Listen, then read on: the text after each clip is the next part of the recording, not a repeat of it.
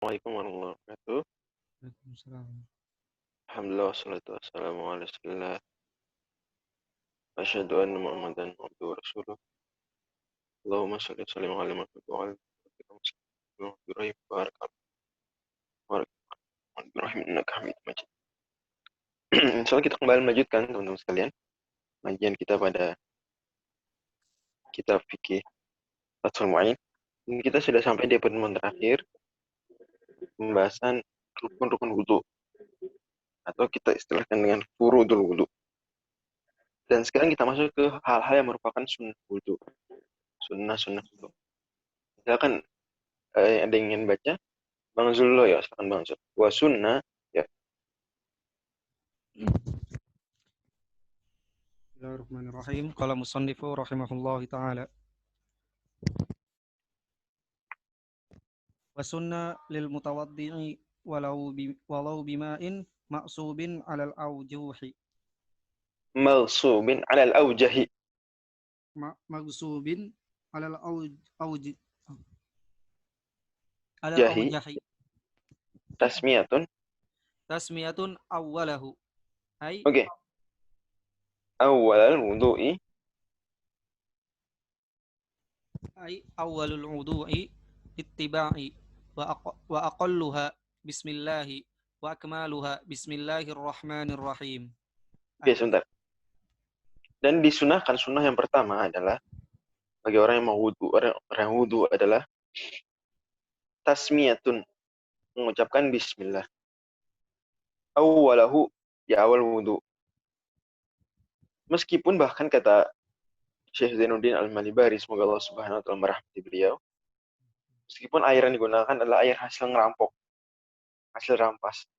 Jadi meskipun airnya hasil merampas, tetap aja disunahkan kalau mau wudu itu baca bismillah. Jadi keharaman air yang digunakan untuk wudu tidak mempengaruhi sunahan bismillah. Jadi jangan airnya aja hasil maling. Masa baca basmalah tetap disunah. Karena itu dua hal yang terpisah berbeda. Itu tentu dia tetap berdosa dengan cara merampok air tersebut. Airnya dapat dengan hasil merampok, hasil ghasab. Tetapi tetap pada akhirnya wudunya ini adalah sebuah ibadah yang disunahkan untuk baca basmalah di awal. Lilit tiba. Dalilnya adalah tiba. Ingat nggak? Kalau ulama fikih bilang lilit tiba, maksudnya gimana? Ada yang bisa jelasin nggak?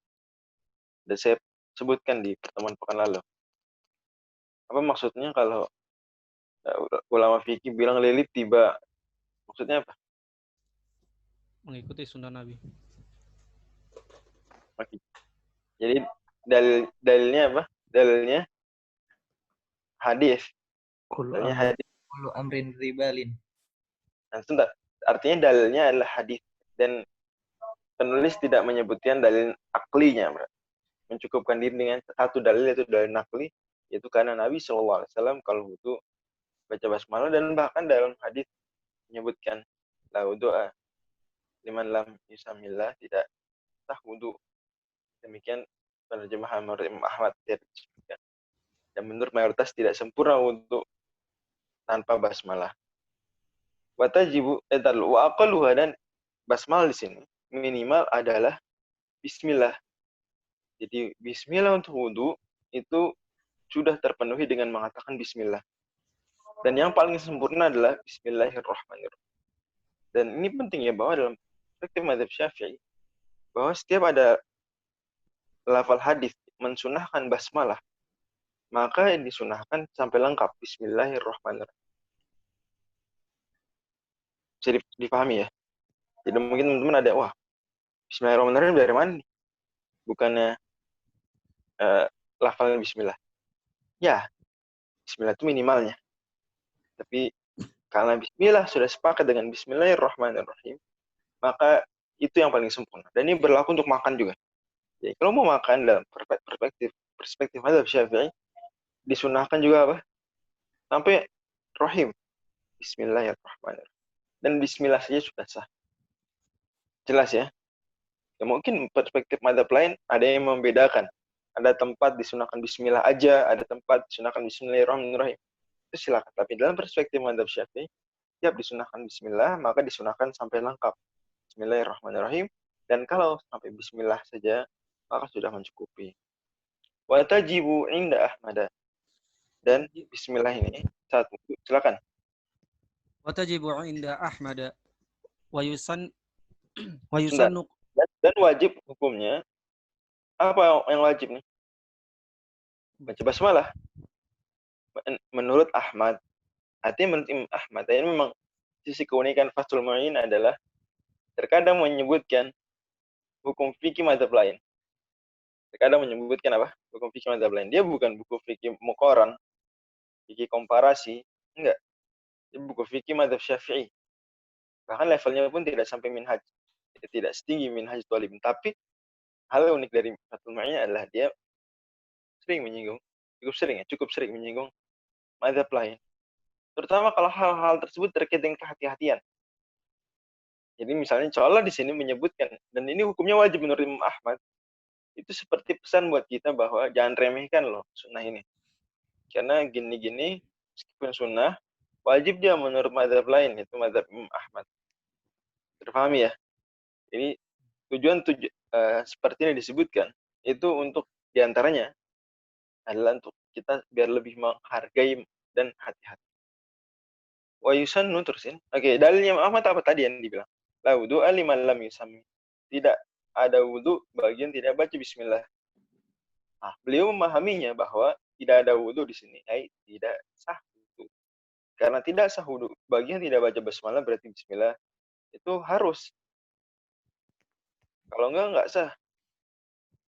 Nah, adapun mayoritas ulama maka memahami la wudu'a artinya apa? Tidak sempurna wudu. La wudu'a kamilatun. Apalagi hadisnya juga hadis riwayat Imam Ibnu Majah dan Imam Ahmad. Ini hadis yang terkait ini tidak kuat. Dan kalaupun kuat maka maksudnya tidak sempurna. Agar tergabungkanlah dalil-dalil yang banyak. Karena Allah Subhanahu wa taala menjelaskan kewajiban wudu di surat 5 ayat 6 dan tidak ada di situ perintah untuk baca basmalah. Maka kaidahnya dalam mazhab Syafi'i, semua yang tidak disebutkan dalam hal tersebut ya pada dasarnya maka tidak merupakan kewajiban. Oke, lanjut. Seperti kumur-kumur misalnya, bukan kewajiban. Tidak disebutkan di ayat surat 5 ayat 6. Oke, ya silakan. wa yusannu qablaha ta'awudzu wa ba'daha asy-syahadatani walhamdulillahilladzi ja'alal ma'a tahuran. Oke. Kemudian kata penulis dan disunahkan sebelumnya membaca ta'awudz. Ini bera'udzubillah minasyaitonirrajim. Kemudian asyhadu an la ilaha illallah wa asyhadu anna Muhammadan Rasulullah. Ini sebelum baca basmalah itu baca ta'awudz dulu. Kemudian basmalah, kemudian syahadatain. Begitu maksudnya. Jadi sebelum basmalah disunahkan ta'awudz dan setelah basmalah disunahkan apa? Syahadatain. Dan ditambah alhamdulillahilladzi ja'alal ma'a tahuran. Ini sepakat. Dia kalau mau wudu baca apa dulu? A'udzubillahi minasyaitonir rajim. Bismillahirrahmanirrahim. Asyhadu an la ilaha illallah wa asyhadu anna Muhammadan Rasulullah. Alhamdulillahilladzi ja'al ma'a tahuran. Baru dia wudu. Jelas ya? Nah, kemudian apa dia landasan yang seperti ini? Landasannya adalah karena dia satu paket dengan basmalah. Ini kalau seandainya basmalah disunahkan, maka dalam perspektif mazhab Syafi'i juga dianjurkan berarti apa yang merupakan hal-hal mengawali baik sesuatu, termasuk ta'awudz dan juga memulai dengan syahadat dan kemudian memulai dengan memuji Allah Subhanahu wa taala yang telah memberikan kenikmatan berupa air yang mensucikan.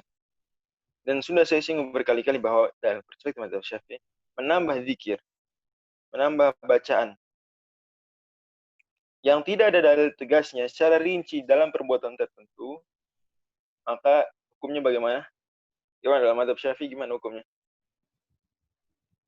Ini kan gak ada dalil khususnya nih, gak ada. Barang siapa mau wudu maka ta'awudz lah, gak ada. Barang siapa mau wudu maka syahadat lah, gak ada ya. Tapi gimana perspektif mazhab Syafi'i tidak mengapa, tidak mengapa. memang kita tidak katakan sunnah lah gitu. Sampai sunnah tegas gitu, sunnah sederajat hal-hal yang tegas sunnahnya enggak. Tapi tetap itu ketika itu adalah hal yang baik menurut perspektif ulama mazhab Syafi'i, hal yang baik serasi dengan ibadah tertentu maka dianjurkan. Nah, ini teman-teman bertanya, kalau gitu kenapa kok di sini pakai kata-kata wayusan dan disunahkan? Bukankah kata-kata disunahkan ini itu mencerminkan, yang mengesankan itu ada hadis tegasnya? Ya betul ya, itu memang kebiasaan seringnya, kebiasaan dasarnya bahwa kata-kata dan disunahkan wayusanu itu untuk yang tegas dalilnya. Kalau enggak maka diturunin jadi yang lain-lain, wayundabu, yustahabu.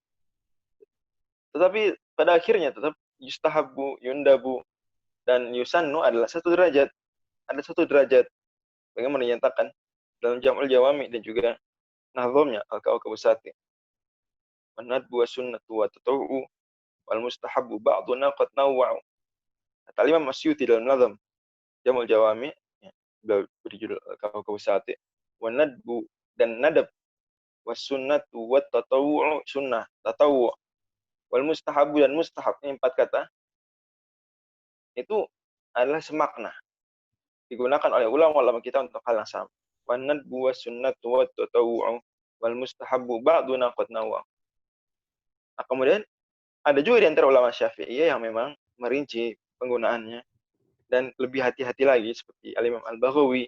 Dan ini diikuti juga ulama-ulama yang lain. Al-Imam Al-Baghawi itu mengatakan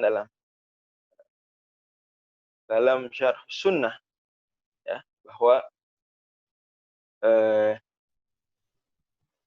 nadab dan sunnah, tatawu dan istihbab ini 4 hal yang digunakan berbeda. Sunnah untuk yang Nabi SAW tegas dalilnya dan Nabi lakukan. Nabi yang anjurkan tegas dengan ucapan dan Nabi lakukan, itu sunnah. Kemudian turun lagi derajatnya adalah al-mustahab. Al-mustahab. Mustahab Nabi SAW anjurkan dengan ucapan, tapi Nabi SAW sendiri tidak rutin lakukan. Kemudian level 3 adalah at-tatawwu'. At-tatawwu' yaitu yang merupakan kebaikan, ya. Tapi Nabi SAW tidak tegas menyuruh dan juga Nabi SAW tidak rutin melakukan. Jadi paling kuat sunnah, kemudian di bawahnya adalah tatawwu', kebalik tadi ya. Tatawwu' kemudian baru mustahab. Balik ya. Jadi tatawwu' ini Nabi SAW perintahkan sunnah tegas, tapi tidak rutin lakukan. Nabi tidak rutin lakukan, seperti sholat duha misalnya. Itu tatawwu'. Kemudian istihbab, mustahab, itu di bawahnya tatawwu'. Itu Nabi SAW tidak tegas perintahkan, dan Nabi SAW juga tidak rutin lakukan. Seperti misalnya sunnah makan, sunnah-sunnah yang seperti ini. Sunnah-sunnah seperti ini hal yang dianjurkan, baik, tapi tidak Nabi perintahkan tegas, tidak juga Nabi contohkan dengan perbuatan. Ini maka masuk ranah apa? Mustahab. Nah, adapun mandub maka mencakup 3 hal ini. Jadi mandub mencakup sunnah, kemudian mencakup tatawwu', mencakup mustahab. Ulangi lagi bahwa 4 istilah ini itu 4 istilah yang sama-sama digunakan untuk menyebut sesuatu yang jika dikerjakan berpahala dan jika ditinggalkan tidak berdosa. Oke, itu kan sunnah ya. Tingkatan antara wajib dan mubah. 4 istilah ini sama. Apa tadi? Sunnah, kemudian tatawwu', kemudian mustahab, dan mandub. Nah, kemudian bagian ulama Syafi'iyah seperti Al-Imam Al-Baghawi dan diikuti juga ulama-ulama lainnya, itu ada yang lebih rinci lagi dalam penggunaan. Itu apa? Kalau yang sunnah banget, sunnah itu tegas, perintahnya tegas, perintah kesunahan, dan juga tegas juga apa? Nabi melakukan memang rutin. Seperti misalnya sholat witir, nah, itu sunnah sholat witir. Kemudian nomor 2 tatawwu. Itu Nabi SAW sunnahkan dengan ucapan, tapi Nabi sendiri tidak rutin lakukan. Seperti sholat duha. Sholat duha Nabi enggak rutin lakukan. Makanya sampai ada sebagian sahabat membid'ahkan sholat duha karena dia nggak pernah lihat Nabi sholat duha. Tapi yang benar dia dianjurkan tetap. Karena Nabi perintahkan dengan ucapan. Gitu ya. Di hadits kullu syulam minan nasi alaihi shadaqah. Itu Nabi perintahkan sunnah sholat duha. Dan hadis-hadis misal. Oke, kemudian yang ketiga adalah mustahab. Itu hal yang berpahala dikerjakan. Baik, tapi Nabi tidak tegas perintahkan.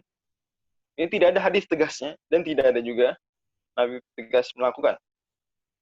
Maka ini termasuk kebaikan dianggap mustahab. Dan kemudian mandub mencakup 3 hal semuanya. Jelas ya? Dengan demikian maka sebenarnya meskipun istilah ucapan penulis di sini wa yusannu dan disunnahkan, itu kurang presis ya. Kalau dengan perspektif tadi, tapi nggak salah karena yang memang pendapat yang mu'tamadnya dalam mazhab Syafi'i adalah 4 istilah ini sama digunakan. Itu yang mu'tamad. Biasanya ada sebagian yang beda kata. Jelas sampai sini? Oke, jadi ta'awudz, kemudian basmalah, kemudian syahadatain, kemudian alhamdulillahilladzi ja'al ma'a tahuran, dia baru wudu. Oke, lanjut. Wa yusannu liman tarakaha awwalahu ayyatiya biha atna'ahu. Qailan Dan sebentar. Oke, qailan. Qailan bismillahi awwalahu wa akhirahu. La ba'da faraghi. Oke.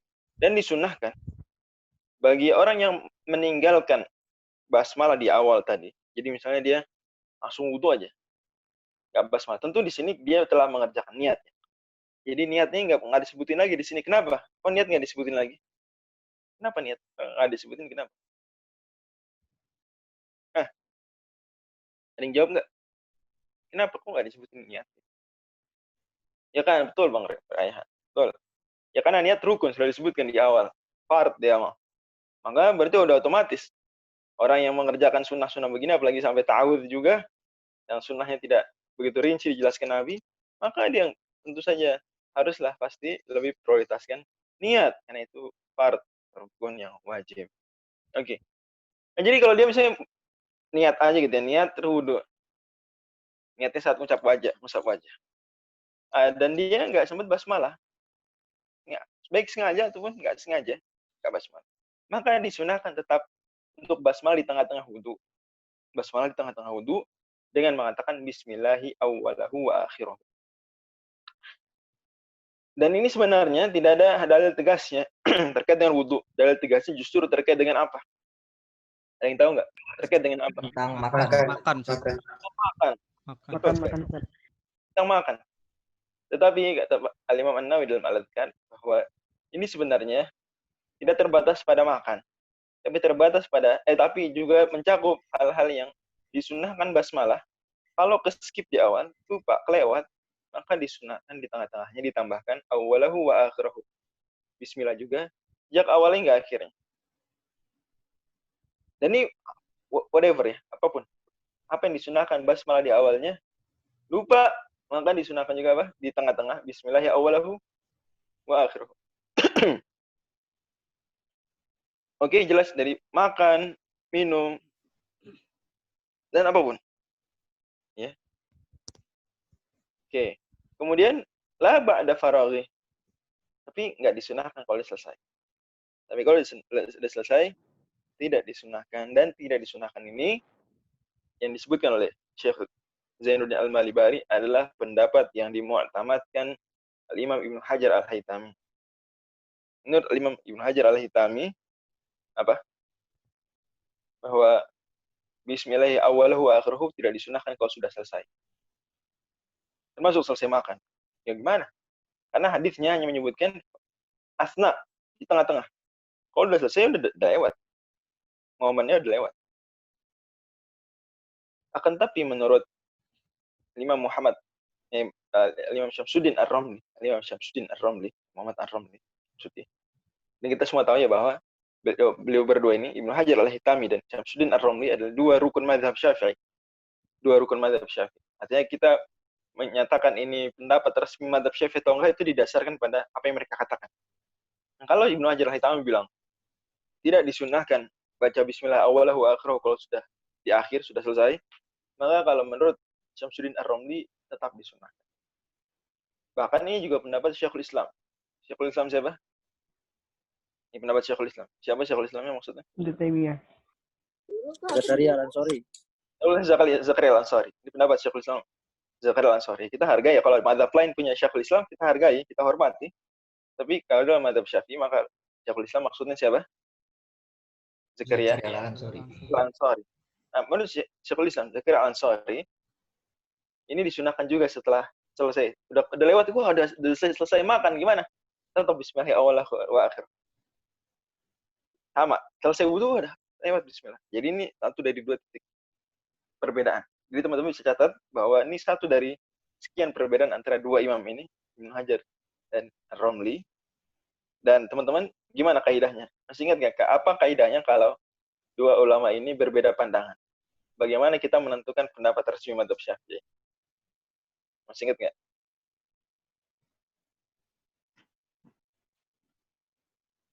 Gimana? Oke, bagus Bang Yuda.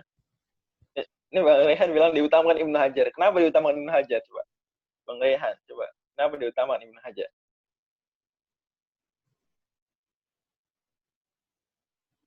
Oke, sambil nunggu dijawab, jadi gini. Oh, jadi ulama Syafi'iyah modern juga beda pandangan mana yang didahulukan. Ulama Mesir, yang Syafi'iyah di Mesir, ini lebih mengutamakan Syamsuddin Ar-Romli. Adapun Syafi'iyah di Yaman, di Hijaz, di Mekah, dan termasuk ngefek ke Syafi'iyah di Indonesia berarti, dan Syafi'iyah di Asia Selatan, lebih mengutamakan Ibnu Hajar al-Haytami. Oke. Dari sini maka tidak bisa kita jadikan patokan mana yang lebih dahulukan. Walaupun boleh kita sebagai orang Indonesia kita lebih mengutamakan Ibnu Hajar, itu sah-sah saja. Tapi kemudian kita mengatakan yang resmi mazhab ini aja, yang lain enggak, itu juga adalah suatu hal yang kurang tepat. Karena para ulama katakan bahwa dua-duanya bisa dijadikan pendapat resmi mazhab Syafi'i. Dan seseorang boleh berfatwa dengan pendapat manapun dan mengatakan ini pendapat resmi mazhab Syafi'i. Walaupun kita tidak pungkiri ada sebagian ulama yang kemudian mencoba menarjih, dan memang ini lebih tepat. Ya, jika menarjih ini juga lebih hati-hati bagaimanapun. Ketika ada dua pendapat, memang boleh milih. Tapi kalau dia bisa menarjih sesuai dengan prinsip-prinsip mazhab Syafi'i, maka bagus. Dan di antara hal yang bisa digunakan untuk menarjih adalah dengan mendatangkan ulama yang ketiga. Sekarang saya tanya. Siapa ulama ketiga yang diunggulkan dalam menentukan pendapat resmi mazhab Syafi'i untuk ulama Syafi'iyah belakangan selain Ibnu Hajar al-Haytami dan Syamsuddin Ar-Romli? Siapa ulama ketiga? Nomor ketiganya siapa? Bukan Imam An-Nawawi, ya. Zaman dulu udah. Bukan Imam Ar-Rafi juga. Betul sekali Bang Aldi. Syekhul Islam. Udah saya singgung ya pertemuan keberapa. Udah pernah saya singgung. Ini Syekhul Islam ini nomor ketiga. Jadi ingat ya, nomor tiganya bukan Al-Khatib Syirbini, bukan. Sebagian orang ngira ya, karena yang populer Syarah Minhaj itu adalah Tuhfah, Ibnu Hajar al-Haytami dan Nihayah, Syamsuddin Ar-Romli, kemudian Mughni, Muhtaj. Bahkan ini kadang lebih populer karena bahasanya lebih mudah dan lebih sistematis. Mughni, Muhtajnya siapa? Al-Khatib Syirbini. Ngira bahwa orang ketiganya Al-Khatib Syirbini. Enggak, orang ketiganya Syekhul Islam Zakaria al-Ansari. Syekhul Islam Zakaria al-Ansari, menulis Fathul Wahhab. Dan ini jadi gitu. Jadi dia bisa kita jadikan penguat. Dan di sini bisa dilihat bahwa kemana arah Syekhul Islam. Menguatkan pendapat Ibnu Hajar atau pendapat Ar-Romli? Menguatkan pendapat Syamsuddin Ar-Romli, Syekhul Islam. Maka untuk majelis ini saya bilang bahwa boleh milih antara dua pendapat ini, silakan. Tapi Fathul Mu'in menguatkan pendapat siapa? Ibnu Hajar al-Haytami. Cuma kalau teman-teman mau tidak terbatas pada Fathul Mu'in aja misalnya, mazhab Syafi'i secara umum, maka teman-teman bolehlah lebih menguatkan pendapat Syamsuddin Ar-Romli dengan pertimbangan diantaranya adalah bahwa toh Syekhul Islam Zakaria juga mendukung pendapat beliau. Ngerti ya? Oke, lanjut. Silakan Bang. wa kadza fi nahwil akali wasyurub Akli. wa kadza fi nahwil akli wasyurbi wat ta'lifi wal iktihali mimma yusannu lahu tasmiyatu. Oke, dan juga berlaku sunahan tadi itu bismillah di awalnya dan bismillah awwalahu wa akhiruhu di tengahnya dan juga bismillah awwalahu wa akhiruhu di akhirnya kalau kita ambil pendapat tersebut. Berlaku juga buat makan. Jadi selesai makan baca bismillah gimana? Boleh. Disunahkan tetap. Minum juga sama. Menulis sama. Iktihal, apa tuh iktihal? Iktihal artinya makai celak. Dan makai celak, ingat, makai celak ini disunahkan. Dan menurut mazhab Syafi'i, makai celak itu bukan urusan kosmetik belaka. Tapi udah masuk ranah apa? Karena sunnah, bahkan sunnah juga bagi laki-laki. Bahkan sunnah juga bagi laki-laki, sebagaimana Rasul Shallallahu Alaihi Wasallam juga memakai celak. Oke, lanjut. Wal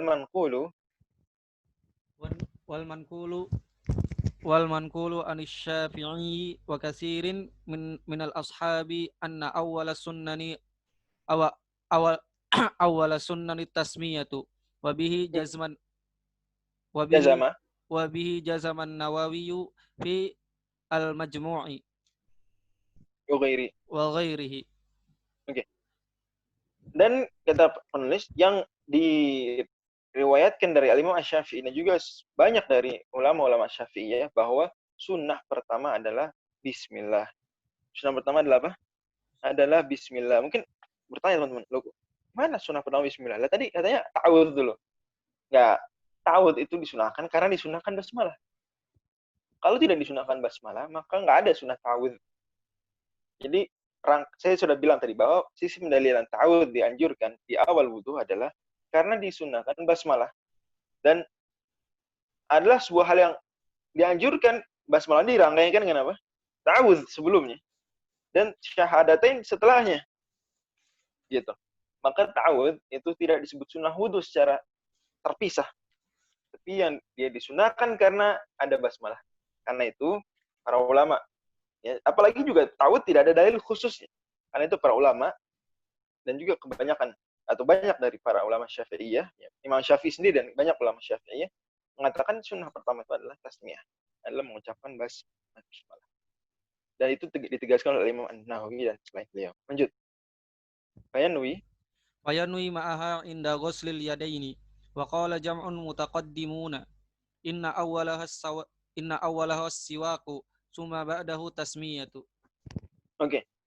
Fayanwi, maka dia berniat ma'aha bersamaan dengan basmalah. Kapan? Inda ghuslil yadain, saat mengusap dua tangan. Saat membasuh dua tangan. Saat membasuh dua tangan, dia berniat apa? Berniat wudu sekaligus basmalah. Jadi kapan baca basmalah? Basmalah itu pas lagi membasuh pergelangan tangan dan tangan sampai pergelangan di awal wudu. Dan niatnya niat apa nih kita? Niat sunnah wudu, jangan lupa ya, bukan niat rukun wudu. Karena niat rukun wudu kapan dilakukan? Ketika membasuh wajah. Saat basuh wajah. Kenapa kita niat juga pas basuh tangan? Kenapa niat juga? Agar mendapatkan kesunahan. Agar dapat pahala sunnah. Yang kalau kita nggak niat, ya perbuatan biasa. Ya, jadi dia niat bersama dengan basmalah. Bismillahirrahmanirrahim, dalam hati berniat. Maka di sini mungkin ada yang bertanya, gimana? Katanya disunahkan, dianjurkan melafalkan niat. Tapi dianjurkannya niatnya bareng basmalah. Gimana ceritanya tuh? Niat diucapkan bareng basmalah, gimana ceritanya? Nah, makanya dijelaskan dalam I'anat Talibin bahwa melafalkan niat itu dianjurkannya sebelum basuh tangan. Jadi sebelum basuh tangan, ya, dia melafalkan niat. Atau setelahnya. Jadi boleh juga basmalah dulu baru melafalkan niat. Bismillahirrahmanirrahim. Boleh juga lafalkan baru dia nawa itu. Atau boleh juga nawa itu dulu baru apa? Baru basmalah. Bebas. Yang penting dia lakukan itu saat basuh tangan. Tetapi saat bismillah itu dia niat dalam hati. Ulang. Jadi dianjurkannya niat bareng dengan bismillah itu niat yang dalam hatinya. Adapun niat yang dilafalkan, dan memang itu pelafalan niatnya, bukan niat itu sendiri. Pelafalan niatnya, maka boleh sebelum basmalah, boleh juga setelah basmalah. Tapi pas basmalah niatnya di dalam hati. Dan ini mirip dengan kalau kita mau sholat. Kalau kita mau sholat gimana? Kapan niat sholat kapan? Waktunya kapan? Ketika takbir. Takbir. Harus bareng malah, harus bareng. Allah harus bareng niat. Nah, tapi kan nggak mungkin takbiratul ihram Allah Akbar tapi usolli nggak bisa. Maka usollinya tepat sebelum takbir. Jadi usolli fardhu bla bla bla lillahi ta'ala Allah, kemudian dalam hati niat Akbar. Begitu ya. Kalau wudu maka boleh milih. Nah, bedanya gitu. Kalau sholat nggak bisa milih. Anda harus sebelum takbir. Karena kalau udah setelah takbir udah masuk sholat. Tapi kalau wudu, karena belum masuk wudu, belum masuk wudu. Niat wudu masuk kapan? Saat basuh wajah, maka Anda boleh basmalah dulu baru lafalkan niat atau lafalkan niat dulu baru basuh. Jangan lupa bahwa ketika basuh wajah berniat lagi. Tapi tentunya berniat dalam hati. Iya, basuh wajah berniat lagi. Gitu ya. Jelas nih? Jelas ya? Kita ada pertanyaan mungkin. Apakah setiap niat harus dilafalkan dengan menggunakan bahasa Arab? Enggak. Satu, tidak harus dilafalkan. Dua, tidak harus dengan bahasa Arab. Ingat ya. Jadi niat, tempatnya di mana niat? Tempatnya di mana? Hati. Di hati. Itu ijma ulama, itu ijma. Nggak ada ulama yang bilang niat nggak di hati, itu nggak ada. Satu orang pun nggak ada. Oke. Jadi niat tempatnya di hati. Tetapi dianjurkan menurut mazhab Syafi'i dan kebanyakan ulama, dianjurkan melafalkannya. Dia menganjurkan mazhab Hanafi dan mazhab Hanbali juga. Adapun mazhab Maliki maka pendapat resminya memakruhkan. Jadi kalau ada orang memakruhkan melafalkan niat atau tidak menganjurkannya, untuk melarangnya itu silakan, itu mazhab lain juga ada yang mengatakan. Tapi kalau mazhab Syafi'i dan mayoritas ulama itu dianjurkan melafalkan niat. Tapi tidak harus, bukan keharusan. Tetap niat, malah kalau dia melafalkan niat tapi di dalam hati nggak niat, sah nggak? Enggak. Nggak sah malah. Oke. Kemudian niat juga karena niat di hati, dan hati kan pada akhirnya ya tidak ada bahasa khusus kan. Oke. Maka pelafalannya pun tidak harus dengan bahasa Arab. Karena yang terpenting dari pelafalan itu adalah menguatkan yang di hati. Malah kalau ada orang dia nggak ngerti apa artinya nawa itu, mendingan dia niatnya lafalkannya pakai bahasa Indonesia. Saya berniat itu lebih mencapai tujuan dari pelafalan niat. Karena tujuan dari melafalkan niat adalah menguatkan yang di hati. Kalau dia baca nawa itu tapi nggak ngerti apa artinya nawa itu, dia baca usolli nggak ngerti artinya usolli, mendingan dia baca niat, melafalkan niat dengan bahasa Indonesia yang agar kuat hatinya. Terutama yang baru-baru belajar sholat ya. Itu mendingan gitu dia daripada dia capek menghafal bahasa Arabnya, dan itu tidak merupakan keharusan dan bahkan tidak harus memang. Yang penting adalah menguatkan apa yang di hati, maka seperti itu ada. Jelas ya? Oke, lanjut. Pokoknya jam'ul mutaqaddim. Dan banyak ulama klasik mazhab Syafi'i yang mengatakan bahwa sunnah pertama itu siwak. Sunnah pertama siwak. Tapi ini tidak bertentangan karena ini maksud dengan sunnah pertama basmalah itu lebih kuat. Adapun siwak ini sunnah perbuatan. Jadi tetap sunnah yang secara mutlak paling pertama itu basmalah, tapi sunnah secara perbuatan itu apa? Adalah siwak. Jadi kapan? Kalau ada pertanyaan, Nabi bersabda ya, laula nasyqa la ummati la amartuhum bisiwaki inda kulli wudu. Di surat Muslim, kalau seandainya tidak memberatkan umatku, aku akan perintahkan mereka untuk siwak setiap kali wudu. Pertanyaannya, kapan siwak saat wudu? Nah, di sini maka menurut mazhab Syafi'i sunnahnya siwak itu apa? Di awal. Jadi bukan setelah wudu tapi di awal wudu. Oke, lanjut. Watusan far'un. Oke, siapa yang membaca silakan. Kalau enggak Bang Zul lagi, Bang Zul. Atau ada yang lain? Ada yang lain? Siapa? Silakan. Bang Zul, tunjuk deh Bang Zul. Nah, sekarang gitu kita bikin peraturan yang baca nunjuk. Kecuali ada yang minta membaca. Yang habis baca nunjuk. Silakan Bang Zul, tunjuk Bang Zul. Tadi ada yang nunjuk kayak ada yang present kayaknya. Apa tadi ya? Raffi, silakan Bang Raffi. Silakan Muhammad Raffi. Bismillah. Qala musannif rahimahullah. Far'un تسن التسمية لتلاوة القرآن ولو من أثناء سورة في صلاة أو في خارجها ولغسل وتيمم وذبح. Oke, Masya Allah, Barakallahu Fik. Atau Syekh Zainuddin Al-Malibari, dan disunnahkan baca basmalah juga untuk ngaji tilawah Quran. Meskipun di tengah-tengah surat. Jadi tetap disunnahkan di tengah-tengah surat baca basmalah. Ini hal yang jelas ya. Sunnah. Tapi sunnah, tidak wajib, tidak harus. Basmalah di tengah surat tidak harus. Kalau di awal surat jelas ya. Oke, karena ada tulisannya, tapi di tengah disunnahkan. Fi sholatin, di dalam sholat ataupun di luar sholat, sama hukumnya, tidak berubah. Wali guslin, dan juga tentu ini selain Al-Fatihah. Kalau Al-Fatihah wajib, karena itu satu ayat, termasuk ayat juga bagian dari Fatihah. Wali guslin, dan juga untuk mandi junub, mandi janabah, dan tayamum, dan juga nyembelih juga disunahkan apa? Sunahkan basmalah. Oke, lanjut.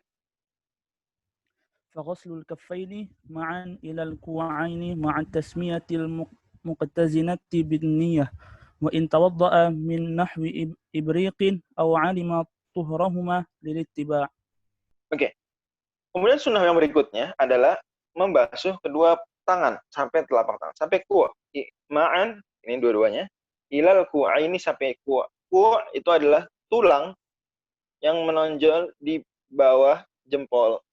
Teman-teman, jempolnya nih ada tulang menonjol kan ya? Itu ku' namanya ku'. Sampai sini ya, berarti masuk segaris. Oke, sampai situ. Al-muqtarinati bin niyah. Nah, itu barengan dengan niat. Maksudnya niat sunnah tadi, bukan niat wajib. Kalau niat rukun adanya di wajah. Wa in tawadda, meskipun bahkan tetap disunahkan hal ini meskipun wudunya itu dari bejana ibrit teko. Jadi wudu dari teko. Tetap, karena mungkin ada yang beranggap dia disunahkan ini supaya kalau ngambil air nyiduk. Jadi biar nggak terkotori airnya, maka disunahkan dibasuh dulu biar bersih, baru nyiduk. Niat nyiduk ya, bukan niat basuh tangan, niat nyiduk. Tapi enggak, meskipun nggak nyiduk dengan tangan, tetap disunahkan meskipun wudunya pakai apa? Pakai teko. Atau kalau zaman sekarang kita banget ini, yaitu wudu pakai keran. Jadi apa tetap disunahkan? Wudu pakai keran ini tetap disunahkan untuk basuh tangan dulu, tetap disunahkan. Ini memang sudah sunnah yang serangkai dengan wudu. Tidak harus karena tangan kita mau masuk air, enggak. Bahkan au alimatu huruma, meskipun kita yakin mengetahui tangan kita suci, tetap disunahkan untuk apa? Untuk mengusap atau membasuh kedua tangan. Jadi jangan dibayangkan basuh kedua tangan hanya kalau bangun tidur, hanya karena kalau ragu dia suci atau enggak, hanya kalau dia kotor atau karena mau nyiduk, enggak. Tetap disunahkan membasuh kedua tangan. Lilit tiba, dalilnya adalah perbuatan Nabi SAW. Lanjut. Fasiwakun ardan fil asnani zahiran wa batinan wa tulan fil lisan. Nah, kapan tadi saya bilang bahwa siwak disunahkan di awal wudu. Sekarang, tepatnya kapan di awal wudunya? Tepatnya yaitu setelah cuci tangan. Setelah cuci tangan, siwak. Jadi siwak tuh di awal wudu kapan? Cuci tangan, kemudian siwak. Menarik. Jadi emang siwak harus sedia di mana? Di kantong. Ya, terus gimana? Siwaknya dengan apa? Atau bagaimana siwaknya? Ardon fil asnan. Siwak tuh disunahkan melebar. Jadi siwak itu nggak disunahkan begini, tapi begini. Jadi mana ya siwak saya ya? Oke nih. Siwak. Oke. Sunnahnya kan begini, tapi begini. Jadi bukan seperti ini, tapi apa? Begini per gigi. Itu namanya ardon. Ardon fil asnan. Begini per gigi. Oke. Walaupun sah juga, kita tetap sah bersiwak kalau siwaknya begini. Tapi enggak, yang sunnah adalah per gigi kita apa namanya sih? Horizontal ya. Benar enggak? Horizontal. Bukan vertikal. Terpahami enggak?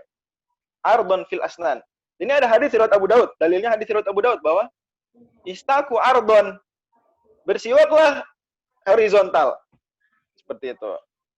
Zahirun wa batinan. Kemudian kata Syekh, yang luar maupun yang dalam. Jadi yang disiwakin gak hanya gigi bagian luar, tapi juga gigi bagian apa? Bagian dalam. Watulan fil lisan. Itu ardon, horizontal, kalau di gigi. Bagaimana, apa disunahkan juga? Menyiwaki lidah. Jawabannya disunahkan juga siwakin lidah. Jadi sebelum dokter-dokter gigi bilang, lidah juga disikat, Islam sudah ngajarin apa? Lidah juga disiwaki. Nah, kalau lidah, maka siwaknya bagaimana? Vertikal. Nah, bukan horizontal. Jadi kalau siwakin gigi, horizontal atau vertikal? Horizontal. Horizontal. Gini ya, per gigi. Horizontal. Nah, jadi per gigi. Boleh juga sih, gini-gini panjang boleh juga. Cuma ya mungkin repot ya. Gini-gini boleh juga. Tapi per gigi, nah, boleh juga panjang gini. Ardon. Bukan tulan. Bukan vertikal. Tapi kalau lidah, tulan. Hikmahnya kata para ulama adalah, karena kalau dia siwak di giginya tulan, vertikal, akan menyakiti apa? Gusi. Akan menyakiti gusi. Sakit kan? Sosok keras gitu, kena gusi. Makanya, bahkan dokter gigi aja kalau nyuruskan gigi kan, bukannya atas bawah, tapi apa? Melingkar, bener nggak? Bener nggak? Ada dokter gigi nggak sih? Habli datang nggak Bang Habli? Dokter Habli. Dokter Danin mungkin belajar kali dokter umum nih.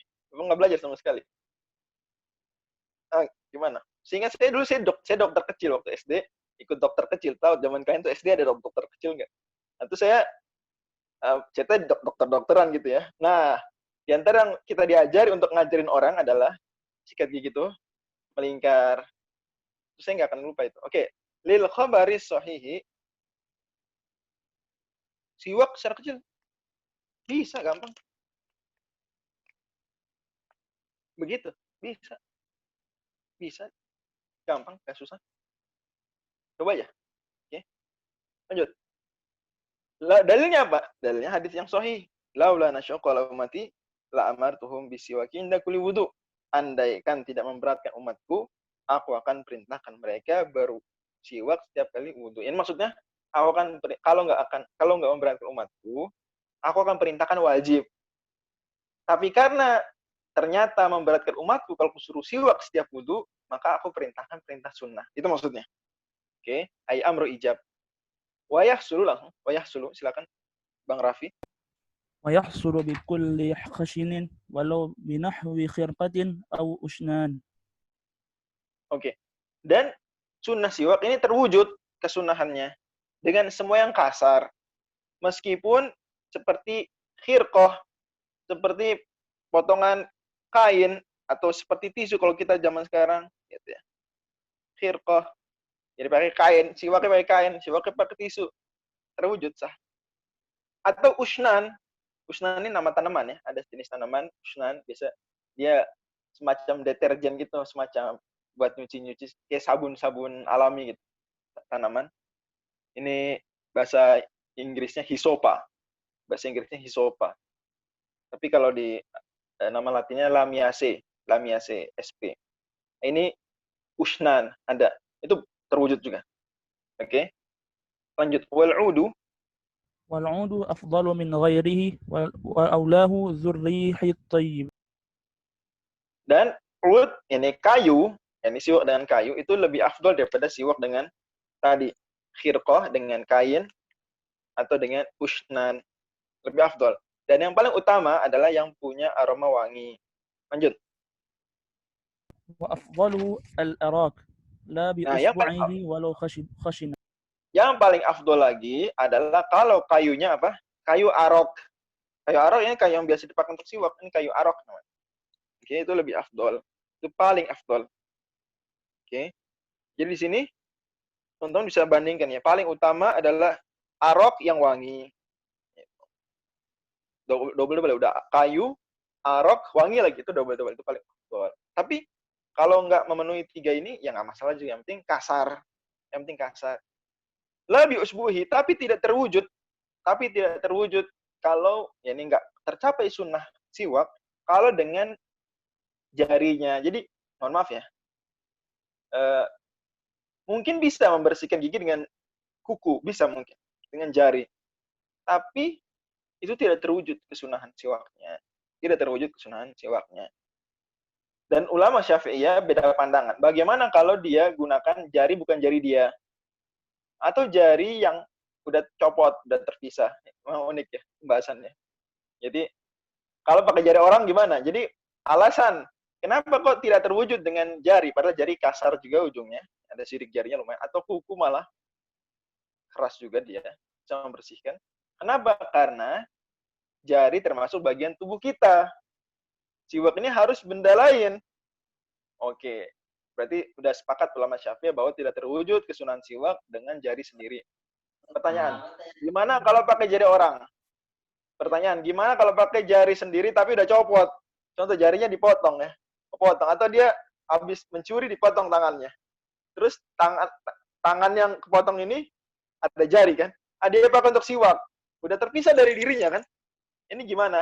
Maka menurut Ibnu Hajar, ini apa namanya? Kalau terpisah dari dirinya maka sah sebagai siwak. Kalau terpisah dari dirinya sah sebagai siwak. Tapi menurut Syamsuddin Ar-Ramli sama juga nggak sah terwujud sebagai siwak. Akibat ini kita dapat lagi untuk hari ini ada 2 titik perbedaan antara 2 imam, 2 syekh. Itu menurut Ibnu Hajar Al-Haytami bahwa kesunahan siwak terwujud dengan jari yang terpisah, jari orang atau jari sendiri yang terpisah. Tapi menurut Ibnu Syamsuddin Ar-Ramli tidak terwujud meskipun itu terpisah. Tetap jari nggak bisa buat siwak. Oke. Walau khashinatan khilafan lima ikhtarahun Nawawi. Meskipun jari tersebut kasar, ya, berbeda dengan apa yang dipilih oleh Imam Nawawi. Karena Imam Nawawi memilih bahwa kalau jari sendiri, kalau kasar, ini sah sebagai siwak. Tapi ini pilihan beliau ya. Pilihan bukan tarjih. Karena Imam Nawawi juga kadang memilih pendapat pribadi di luar mazhab Syafi'i. Adapun mazhab Syafi'i sendiri maka tidak menjadikan sah sebagai siwak kalau dia jari. Ya, tapi kalau Imam Nawawi memilih pendapat pribadi, pendapat beliau, tidak sesuai dengan mazhab Syafi'i, bahwa kalau jari sendiri tercapai. Karena yang penting kan bisa bersih. Kalau kasar bisa bersih. Oke, lanjut. Wa inna ma yata'akkadu siwaku. Wa innama yata'akkadu siwaku walau liman la asnana lahu likulli wudu'in. Oke. Hanya saja ditekankan siwak. Ini semakin ditekankan. Meskipun bagi orang yang nggak ada giginya, itu setiap wudhu. Artinya gini, siwak ini sunnah dalam semua kondisi. Tapi disunahkan lagi, lebih ditekankan lagi kalau wudhu itu. Nah, menariknya adalah bahwa sunnah siwak berlaku juga bagi yang tidak punya apa? Tidak punya gigi. Bahkan berlaku juga bagi yang dia nggak ada air, nggak ada tanah. Jadi tadi dibilang ya bahwa siwak berlaku tayamum. Jadi mau tayamum, kita tayamum nih, sunahkan siwak. Sekarang, ada nggak kondisi dia nggak bisa wudhu dan nggak bisa tayamum? Ada nggak kondisinya? Ada. Ada. Oke. Jadi mungkin teman-teman nggak kebayang gimana ya? Nggak bisa tayamum, nggak bisa wudhu, nggak bisa tayamum juga. Bisa, ada. Itu istilahnya istilahnya dalam fikih apa istilahnya? Apa istilahnya? Buat orang yang nggak bisa wudhu dan nggak bisa juga tayamum, apa istilahnya? Faqidut tahurain. Faqid orang yang kehilangan. At-tahurain, 2 pensuci. Jadi dia nggak bisa menggunakan 2 pensuci, air dan turab, tanah. Oke. Contohnya apa contohnya? Contohnya ini yang dibahas di fatwa MUI terkait dengan COVID-19, yaitu tenaga kesehatan yang dia harus pakai baju apa? Baju khusus tuh. Pakai seragam nakes tuh. Nah, itu kan dia otomatis kalau lagi pakai baju tersebut kan nggak bisa dilepas ya, kalau lepas virusnya masuk. Maka dia nggak bisa pakai air dan bahkan tayamum juga nggak bisa karena tertutup kan, tangan semua tertutup, debu juga nggak bisa. Maka dia faqidut tahurain. Oke. Nah, faqidut tahurain, andai dia mau sholat, maka tetap disunahkan apa? Bersiwak. Cuma ya kalau dia nakes ini nggak bisa juga siwak karena muka juga tertutup. Oke. Allah. Lanjut. Likulli sholatin. Walikulli salatin fardhiha wa nafliha wa in sallama min kulli raka'atain. Oke. Juga disunahkan siwak ini kalau mau sholat. Jadi dia kalau kita mau sholat itu disunahkan juga. Jadi wudhu disunahkan, mau sholat disunahkan. Jadi siwak ini kalau kita mau sholat dipakai 2 kali lah setidaknya. Saat wudhu dan saat mau apa? Saat mau sholat. Contoh misalnya lagi qomat nih. Nah, habis qomat kita siwakan. Atau nunggu qomat kita siwakan. Mau sholat. Karena hadisnya ada yang inda kuli wudhu, ada juga inda kuli sholat hadisnya. Maka diterapkan dua-duanya. Saat wudhu dan saat mau sholat. Oke. Fardhiha wa nafliha. Baik sholat wajib maupun sholat sunnah. Wa in sallama min kulli raka'atain. Meskipun dia ngucapin salam, ya ini meskipun setiap 2 rakaat. Sholat apa yang salam setiap 2 rakaat misalnya? Tarawih. Misalnya tarawih. Jadi tarawih itu tarawih pertama siwak dulu, mau siwakan dulu mau tarawih. Udah salam, mau tarawih kedua siwakan lagi gitu.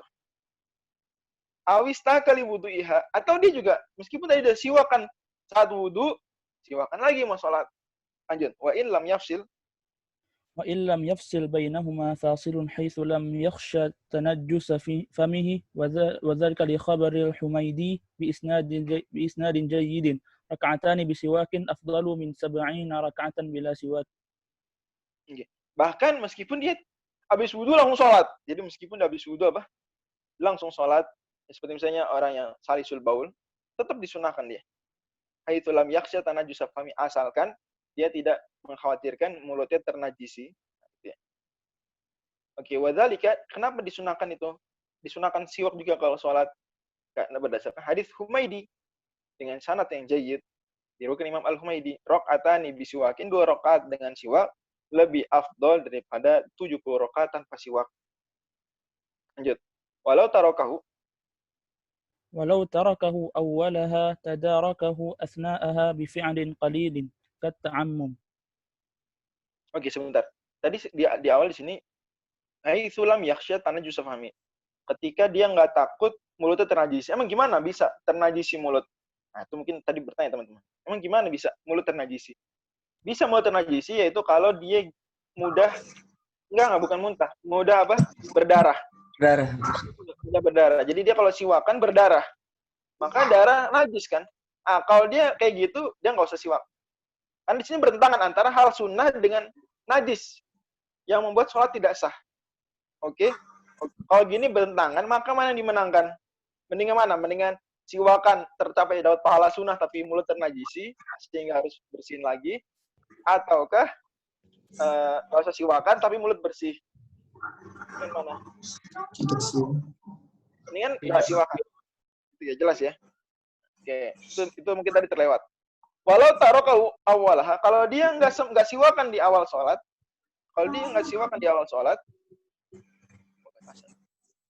tadarakahu asnaha, maka dia siwakan di tengah sholat. Nah, ini menarik.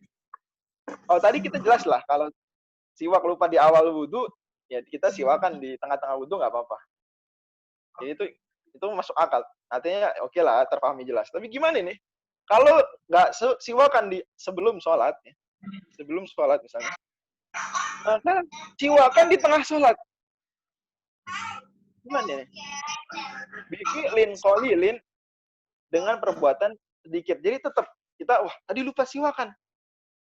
Siwakan di kantong. Wih, lupa siwakan. Nah, begitu.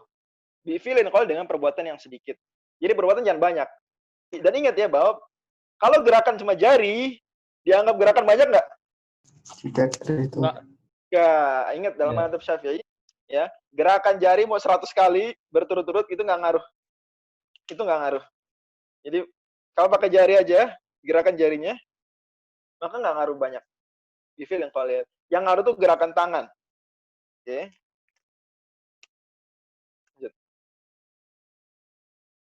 Kata amumi, seperti sunnahnya pakai imamah. Jadi pakai imamah, apa nih? Sorban di kepala yang dililit, itu sunnah. Nah, kalau lupa pakai sorban, sunnah, tetap disunahkan pakai sorban. Nah, gitu. Kata amumi, bagaimana disunahkan juga pakai sorban. Ya, sorban asal dililit, asal ditempelin. Ya. Yang penting disunahkan. Di tengah-tengah sholat itu sunnah. Gitu maksudnya. Oke, kita sampai sini. Nah, kita lihat dulu pertanyaan-pertanyaan yang masuk. Teman-teman silakan kalau mau bertanya. Wallahu a'lam. Dari Ramadan Nur, apakah untuk tayin niat sholat dalam hati boleh dimajuin dikit dari takbiratul ihram? Enggak harus bareng, harus bareng. Itu dilafalkan aja. Tapi ada yang itu nanti madzhab lain, kalau sebelum takbiratul ihram itu madzhab lain. Kalau kita harus pas takbiratul ihram. Kalau siwak gigi, tanya dia oleh. Bagian dalam udah tadi ya. Oke. Dari Rehan, apakah bisa sikat gigi disiwakan dengan kias? Apakah bisa sikat gigi dikiaskan dengan siwak? Iya, betul. Atau kita sikat gigi dengan niat bersiwak akan dapat, iya. Jadi siwak itu bisa dengan semua yang kasar, termasuk bahkan dengan sikat gigi yang modern dan dengan odolnya termasuk. Kemudian lagi ya. Maksudnya di luar materi, kalau bisa Ustaz jawab di Instagram nggak apa-apa. Bagaimana cara agar kita akrab dengan guru-guru kita? Ini termasuk orang yang kadang dalam pergaulan dianggap sepaneng, tegang, terlalu serius. Gimana ya? Nggak apa-apa, serius sama guru jangan itu bagus. Itu akhlak yang bagus. Malah Ibnu Uyainah, beliau kalau lihat ada murid ini terlalu akrab dengan gurunya, ya, maksudnya berlebihan gitu ya, berlebihan. Hingga nampak seperti tidak menghormati, dia malah itu kurang baik katanya. Jadi pada akhirnya murid di majelis ilmu, dia harus tidak begitu akrab dengan gurunya agar menghormati, ya, agar serius. Ya di luar itu silakan.